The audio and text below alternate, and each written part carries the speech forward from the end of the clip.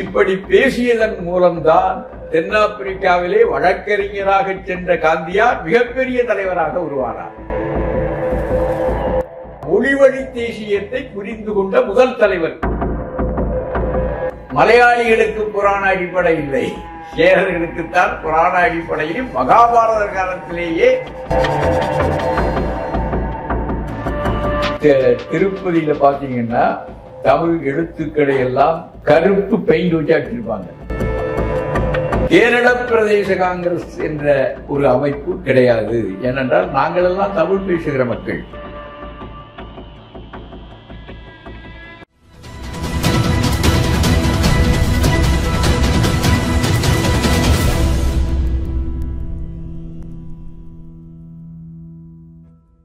தமிழர் அரசியலின் தனித்துவம் காணும் வளரின் நேயர்கள் அனைவருக்கும் அன்பு கலந்த வணக்கங்கள்.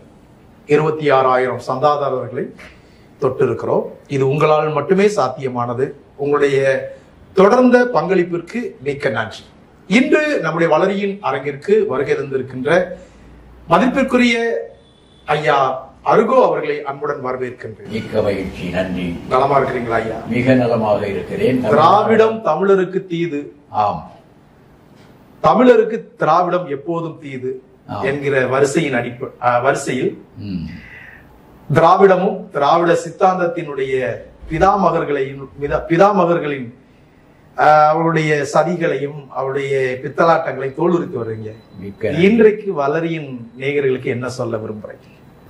அதாவது, திராவிடத்தால் வீழ்ந்தோம் என்று தமிழ் தேசிய பேரறிஞர் குணா அவர்கள் மிக அருமையாக ஒரு நூலை எழுதினார்கள். அதை தொட்டு இன்றைக்கு தமிழ் கூறும் நல்லுலகம் எங்கும் திராவிட திருகுதாளகத்தை பற்றி இன்றைக்கு புதிய தலைமுறையினர் புரிந்து கொண்டு வருகிறார்கள்.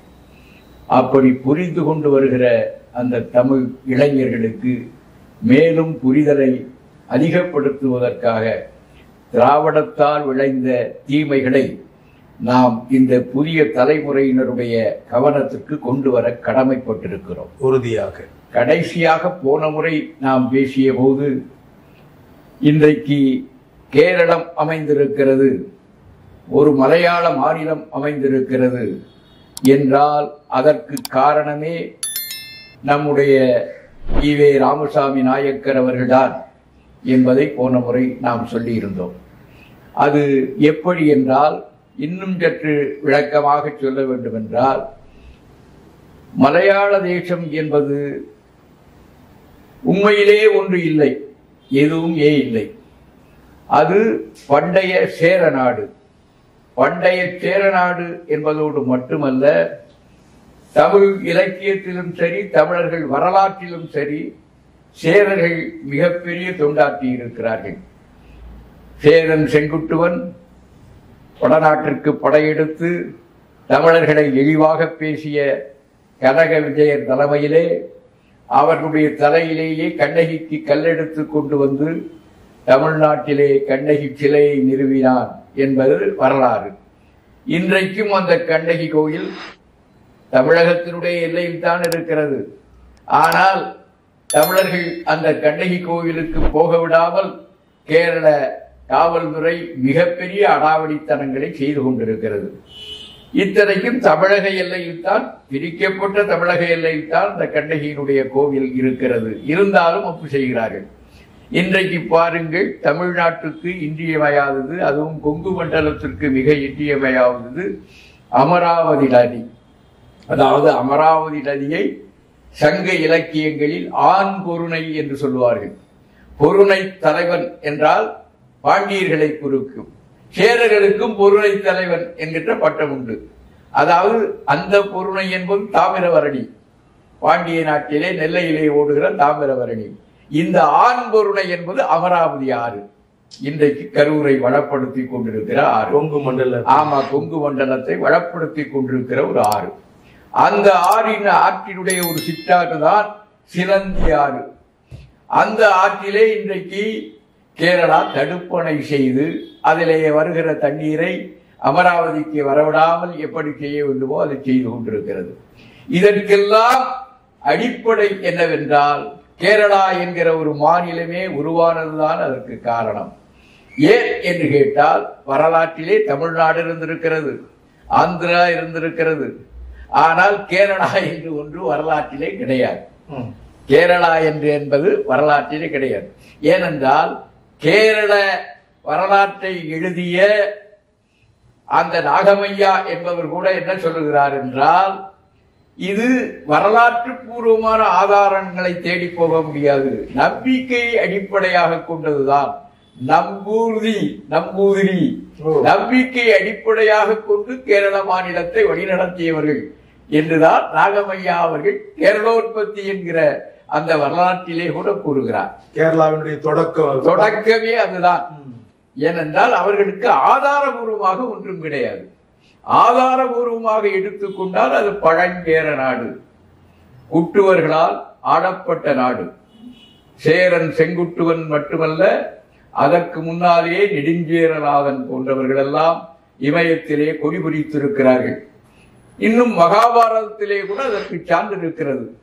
அதாவது நீங்கள் அந்த மகாபாரத போர் 18 நாள் போர் நடந்த போது கௌரவ படைகளுக்கும் பாண்டிய படைகளுக்கும் ஒரு சேர சோரளித்தவன் சேர மன்னன் என்று மகாபாரதம் கூறுகிறது. புராண அடிப்படையிலும் கூட மலையாளிகளுக்கு புராண அடிப்படை இல்லை, சேரர்களுக்குத்தான் புராண அடிப்படையிலும் மகாபாரத காலத்திலேயே சேரர்கள் தமிழ் மன்னர்கள் ஆண்டிருக்கிறார்கள்.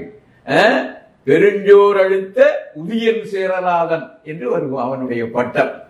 அப்படிப்பட்ட சேர நாடு இன்றைக்கு மலையாளமாக மாறுவதற்கு என்ன காரணம்? மீண்டும் அதை சொல்ல வேண்டியிருக்கிறது. ஏனென்றால் நீங்கள் இந்த காங்கிரஸ் கட்சி, இந்தியாவுக்கு விடுதலை வாங்கி கொடுத்த காங்கிரஸ் கட்சி 5 மாநில கமிட்டிகளாகத்தான் முதலிலே இருந்தது. ஏற்கனவே நான் சொல்லி இருக்கிறேன். சென்னை மாகாண காங்கிரஸ் கமிட்டி, மத்திய மாகாண காங்கிரஸ் கமிட்டி, கல்கத்தா மாகாண காங்கிரஸ் கமிட்டி, பம்பாய் மாகாண காங்கிரஸ் கமிட்டி என்று 5 காங்கிரஸ் கமிட்டிகளாகத்தான் இருந்தது. இந்த 5 காங்கிரஸ் கமிட்டிகளை மொழி வழியாக மாற்றி அமைக்க வேண்டும் என்கிற எண்ணம் காந்தியாரால் தான் கொண்டு வரப்பட்டது. காந்தியாருக்கும் அந்த எண்ணம் எப்படி வந்தது? அவர் தென்னாப்பிரிக்காவுக்கு ஒரு வணிக நிறுவனத்தினுடைய வழக்கறிஞராகத்தான் அழைத்து செல்லப்பட்டார். அழைத்து செல்லப்பட்ட காந்தியார் அங்கே வாழுகிற இந்தியர்களுடைய உரிமைகளுக்காக குரல் கொடுக்க தொடங்கினார். குரல் கொடுக்க தொடங்கிய பிறகு அவர் முதல்ல பாரட்லா படித்தவர், உங்களுக்கு தெரியும், லண்டன்ல போய் பாரட்லா படித்த வழக்கறிஞர். இருந்தாலும் கூட அவர் ஆங்கிலத்திலே பேசிய போது தென்னாப்பிரிக்காவிலே இருக்கிற இந்தியர்களை அவரால் கவர முடியவில்லை. ஆகையினாலே அவர் என்ன ஆரம்பித்தார் என்றால், அந்த மக்களுடைய மொழியிலே நாம் பேச ஆரம்பிப்போம். தென்னாப்பிரிக்காவிலே அன்றைக்கு இருந்த இந்தியர்களிலே மிக பெரும்பான்மையாக இருந்தவர்கள் தமிழர்கள். அந்த பெரும்பான்மையாக தமிழர்கள் இருந்தார்கள் என்பதற்கு என்ன ஒரு ஆதாரம் என்றால், தென்னாப்பிரிக்காவிலே 2 நாளிதழ்கள், தமிழ் நாளிதழ்கள் நடைபெற்றன. தென்னாப்பிரிக்கா, ஆமா. அப்ப எவ்வளவு தமிழர்கள் இருந்திருக்க வேண்டும்? கடல் கடந்தும் தென்னாப்பிரிக்காவிலே 2 தமிழ் நாளிதழ்கள், அதாவது மாத இதழ் அல்ல, வார இதழ் அல்ல, நாளிதழ்கள் நடந்தத என்றால் எந்த அளவுக்கு தமிழர்கள் இருந்திருப்பார்கள். ஆகையினாலே அவர் இந்த தமிழர்களிடத்திலே தமிழிலே பேச வேண்டும் என்று தமிழ் கற்றுக்கொண்டு தமிழ் பள்ளியும் தொடங்கினார். யாரு? காந்தியார். சரி. அந்த தமிழ் பள்ளியிலே ஆசிரியர்கள் வராத போது இவரே கூட தமிழ் பாடத்தை படித்து சொல்லிக் கொடுத்தார். அந்த அளவுக்கு தமிழர்களோடு ஒன்றிருந்தார். ஒன்றிணைந்த காரணமாகத்தான் அங்கே இருந்த நம்முடைய தில்லையாடி வள்ளியம்மை அவருடைய போராட்டத்திற்கு முன்னுதாரணமாக இருந்தவர். அவர்தான் அந்த தலைவரியை எதிர்த்து உண்ணாவிரதம் இருந்து போராட்டம் நடத்தி காந்தியாருடைய உண்ணாவிரத போராட்டங்களுக்கெல்லாம் முன்னுதாரணமாக இருந்தவர் தில்லையாடி வள்ளியம்மை, ஒரு தமிழச்சி. ஆகையினாலே அவர் குஜராத்தி மக்களிடத்திலே குஜராத்தி மொழியிலே பேசினார், தமிழ் மக்களிடத்திலே தமிழிலே பேசினார், தெலுங்கு மக்களிடத்திலே தெலுங்கிலே பேசினார். இப்படி பேசியதன் மூலம்தான் தென்னாப்பிரிக்காவிலே வழக்கறிஞராக சென்ற காந்தியார் மிகப்பெரிய தலைவராக உருவானார். இந்திய மக்களிடத்திலே அங்கே இருக்கிற அவர்களுடைய தாய்மொழியிலே பேசிய அரசியல் நடத்தியதன் காரணமாக சாதாரண வழக்கறிஞராக போன காந்தியார் மிகப்பெரிய தலைவராக உருவானார். இனவழி தேசிய அரசியல் புரிந்து கொண்ட புரிந்து கொண்டு மொழிவழி தேசியத்தை புரிந்து கொண்ட முதல் தலைவர் என்று சொல்லலாம். அப்படி மொழிவழி தேசியத்தை புரிந்து கொண்டதன் காரணமாகத்தான் அவர் மிகப்பெரிய தலைவராக இருந்தார். மிகப்பெரிய தலைவரான ஆனதனாலேதான் இந்திய தேசிய காங்கிரஸ் அவரை தலைமையேற்க வரும்படி கூறியது. தென்னாப்பிரிக்காவிலே அவர் பெற்ற புகழின் காரணமாக இந்திய தேசிய காங்கிரஸ் தன்னுடைய தலைமையை ஏற்குமாறு காந்தியாரை கேட்டுக்கொண்டது. காந்தியார் விதித்த முதல் நிபந்தனை என்னென்றால், நான் அகில இந்திய காங்கிரசினுடைய தலைவராக ஆக வேண்டும் என்றால் நாம் காங்கிரஸ் இப்பொழுது ஆங்கிலத்தில் தான் பேசுகிறது. வெள்ளையர்களை எதிர்க்கிற காங்கிரஸ் ஆங்கிலத்தில் தான் பேசுகிறது. ஆனால் தாய்மொழியில் பேசத் தொடங்கினால்தான் நாம் இந்திய விடுதலைக்கு இந்திய மக்களை தயாரிக்க முடியும். அவரவர்களுடைய மொழியிலே நாம் பேசுகிற போதுதான் விடுதலை எண்ணங்களை சாதாரண மக்கள் மத்தியிலும் விதைக்க முடியும். ஆகையினாலே இந்தியாவை முதலிலே காங்கிரஸ் கட்சியை மொழி வழியாக மாற்றி அமைக்க வேண்டும். இந்தியாவிலே இருக்கிற மொழிவழி மாநிலங்களின் அடிப்படையில் காங்கிரஸ் கட்சியை திருத்தி அமைக்க ஒப்புக்கொண்டால் நான் தலைமையேற்க தயாராக இருக்கிறேன் சொன்னார். நிபந்தனை. ஆமா, அதை போல காங்கிரஸ் கட்சியும் ஏற்றுக்கொண்டது. காந்தியார் தலைவரானார். காந்தியார் தலைவரான பிறகுதான் 5 மாகாண காங்கிரஸ் கமிட்டியாக இருந்த காங்கிரஸ் கட்சி மொழி வழியாக, உதாரணமாக சென்னை மாநில காங்கிரஸ் கமிட்டி தமிழ்நாடு பிரதேச காங்கிரஸ் கமிட்டியாக, ஆந்திர பிரதேச காங்கிரஸ் கமிட்டியாக, கர்நாடக பிரதேச காங்கிரஸ் கமிட்டியாக, கேரள பிரதேச காங்கிரஸ் கமிட்டியாக, தமிழ்நாடு அதாவது சென்னை மாகாண காங்கிரஸ் கமிட்டி மொழி வழியை திருத்தி அமைக்கப்பட்டன. இப்படி இனவழி தேசிய அரசியல பேசின ஒரு காரணத்துக்காகத்தான் காந்தியார இந்த அகண்ட பாரதம் பேசக்கூடிய சங் பரிவாரங்கள் கொலை செய்ய முயற்சி செஞ்சாங்க. ஆமா, அதுதானே உண்மை. அகண்ட பாரதம் என்று அவர்கள் இந்தியை முன்னெடுத்து, இந்தியை மறைமுகமாகத்தான் அவர்கள் இந்தியை முன்னெடுக்க வேண்டும் என்பது அவர்களுடைய கோரிக்கையில சம்ஸ்கிருதத்தை முன்னெடுக்க வேண்டும். அதற்கு முன் தயாரிப்பு, ஒரு முன் தயாரிப்பு தான் இந்தி. இந்தி எல்லாம் அவர்களுடைய நோக்கம். இந்தி என்பது ஒரு பேச்சு வழக்கில் என்னன்னா 14 மொழி பேசிய இடங்களிலே 14 மொழி பேசிய மக்களை ஒருங்கிணைத்து தான் இந்தி தொடங்கப்பட்டது. நீங்க பார்த்துக்கொண்டீங்கன்னா ஒவ்வொரு மொழியும் தனித்தனியா, பீகாரி தனி, ராஜஸ்தானி தனி, கரிபோலி தனி, இப்படி பீகாரி தனி, போஜ்புரி ராஷ்டிர பாஷா தனி, இப்படி 14 மொழி பேசுகிறவர்களுக்கு என்ன பண்ணாங்கன்னா மிக திட்டமிட்டு இந்த 14 மொழி பேசுகளுக்கு ஒரு பொது எழுத்தை கொண்டு வருவோம். அந்த பொது எழுத்து கூட ஒரு நடைமுறையில் இருந்த ஒரு மொழியினுடைய பொது எழுத்து இல்ல. சம்ஸ்கிருதத்தை போல செத்து போன இன்னொரு மொழி தேவநாகரி என்கிற ஒரு மொழியினுடைய எழுத்தைத்தான் பொது எழுத்தாக கொண்டு வந்து அந்த எழுத்தை எழுத ஆரம்பித்த உடனேயே அந்தந்த மொழி பேசுகிறவர்கள் இந்திக்காரர்களா மாறிவிட்டார்கள். இதனால அவங்களுடைய இன வழி அந்த மொழியும் செத்து போயிருமே. மொழி பேச்சு வழக்குல இருக்கிறது, இருந்தாலும் கூட எழுத்து வழக்குல எல்லாம் உங்களுக்கு இந்தி என்று வந்து விட்டது அல்லவா.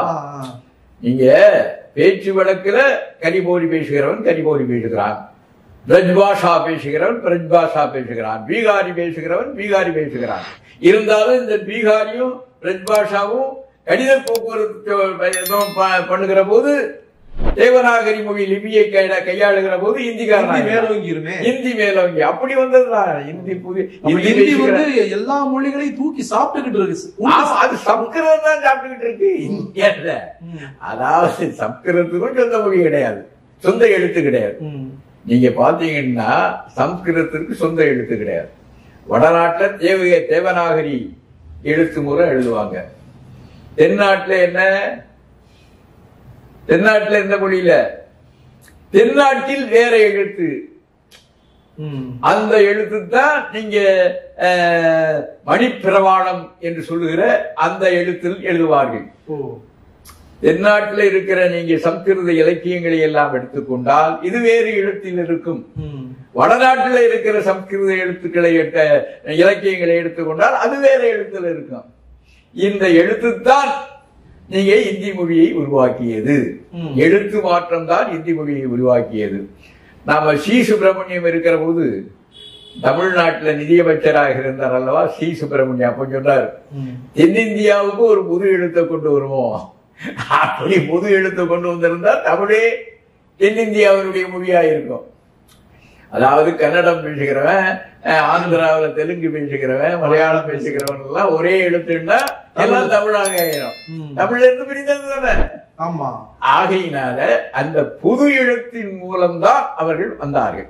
எனவே காந்தியார் அவரவர்களுடைய மாநில மொழியில் காங்கிரஸ் கட்சி முன்னெடுக்க வேண்டும் என்ற அந்த நிபந்தனையை ஏற்றுக்கொண்டதனால் தலைமையை ஏற்றால் அதன்படி காங்கிரஸ் கட்சி மொழி வழியாக அமைக்கப்பட்டது. அப்படி அமைக்கப்பட்ட போது கேரள காங்கிரஸ் கமிட்டி அமைக்கப்பட்ட போது அங்கே இருக்கிற தமிழர்கள் அத்துணை பேரும் தாங்கள் தமிழ்நாடு காங்கிரஸ் கட்சியிலே உறுப்பினர்களாக ஆக வேண்டும் என்று சொன்னார்கள். மூணாற்றிலே, தோவாளையிலே,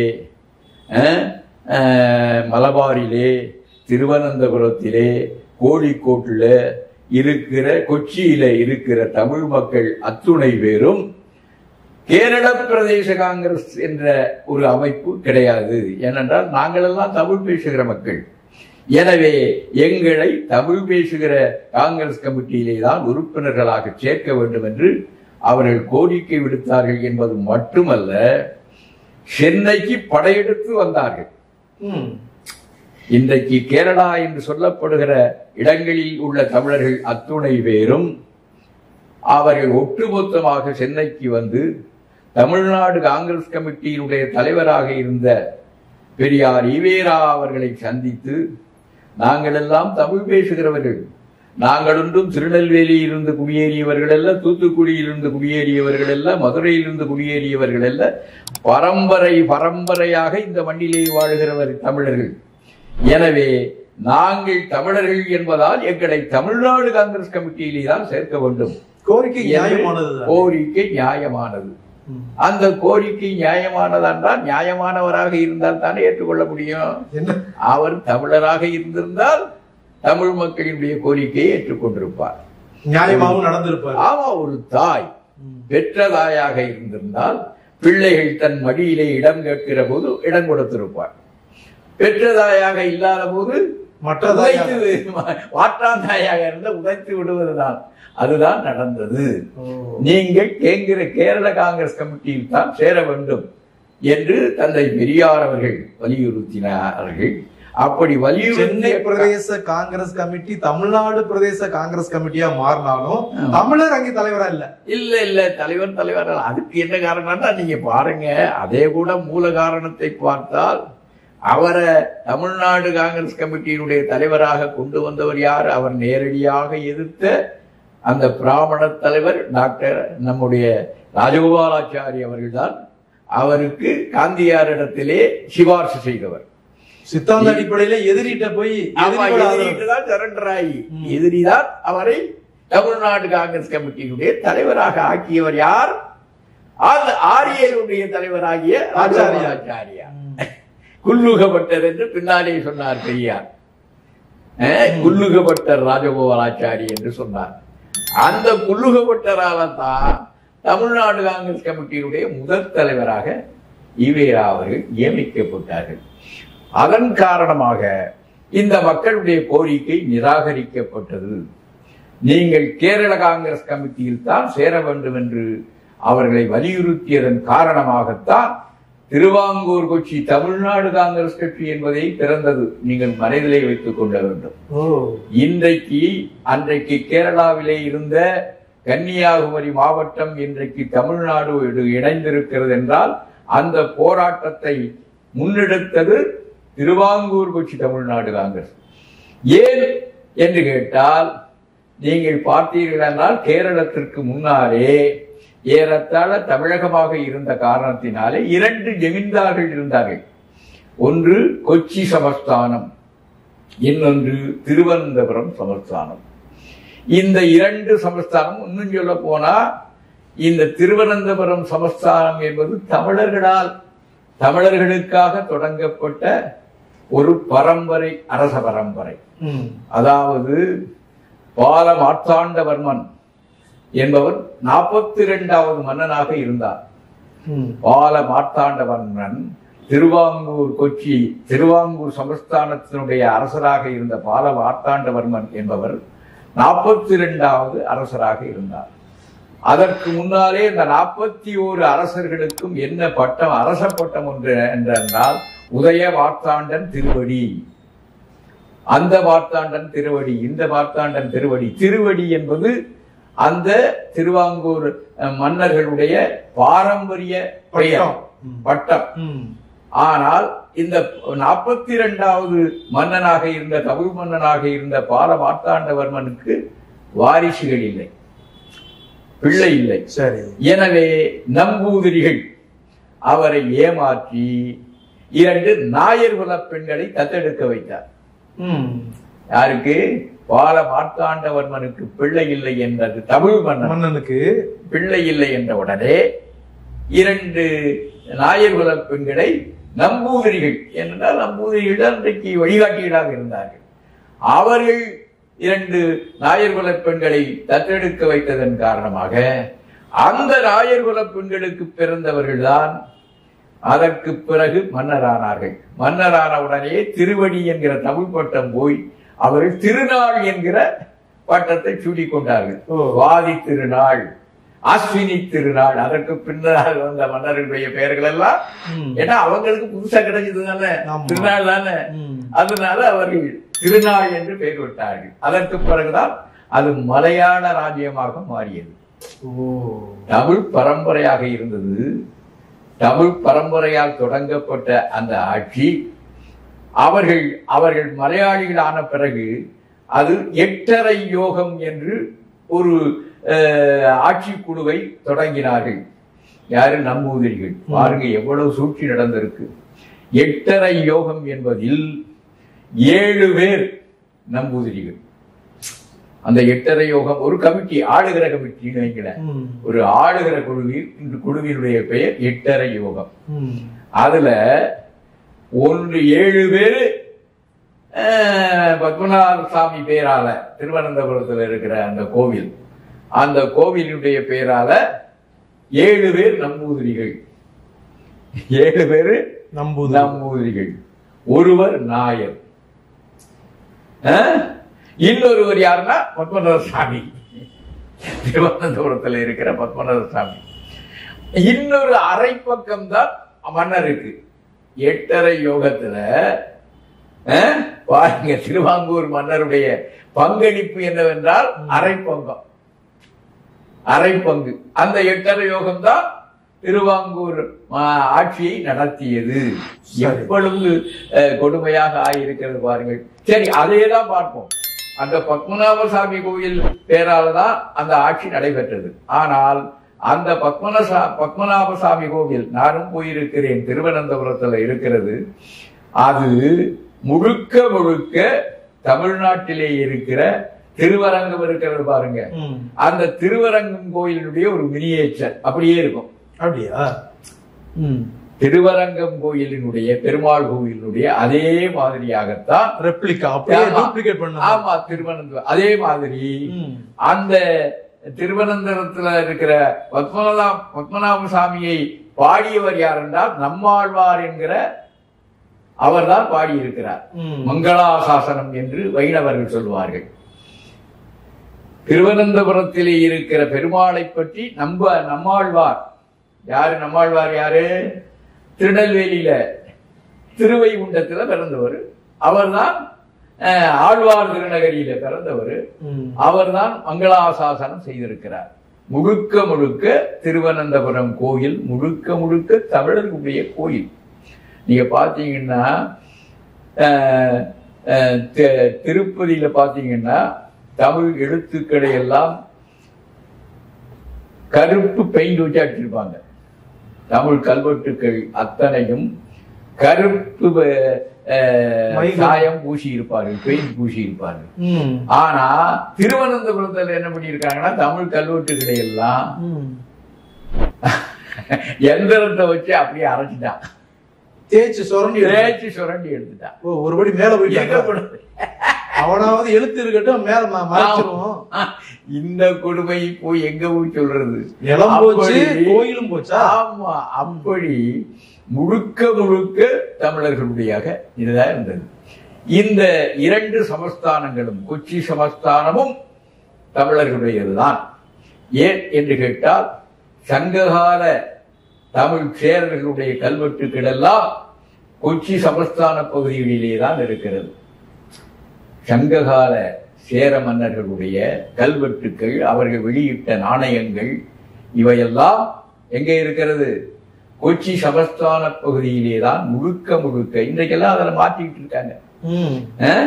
இந்த 2 சமஸ்தானங்களும் மலையாள சமஸ்தானங்களாக இருந்த காரணத்தினாலே இந்தியா மொழி வழியாக பிரிக்கப்பட போகிறது என்கிற செய்தி அவர்களுக்கு வந்த பிறகு இந்தியா 1947ஆம் ஆண்டு விடுதலை பெற்றது உங்களுக்கு தெரியும். ஆனா கேரளாவில் இருக்கிற ஒரு தனி மாநில அந்தஸ்தை அவர்கள் எப்ப பெற்றார்கள் தெரியுமா? 1949 கொச்சி சமஸ்தானமும் திருவாங்கூர் சமஸ்தானமும் ஒன்றுபட்டு திருவாங்கூர் கொச்சி ராஜ்யம் என்றுதான் ஒரு மாநிலம் உருவானது. பாருங்க, மலையாளம் அப்போ கூட வரல. மலையாளம் என்று அவர்கள் அப்பொழுது கூட பெயரிடவில்லை. கேரளா என்று அவர்கள் அப்பொழுது கூட பெயரிடவில்லை. திருவாங்கூர் கொச்சி ராஜ்யம் என்றுதான் அமைந்தது.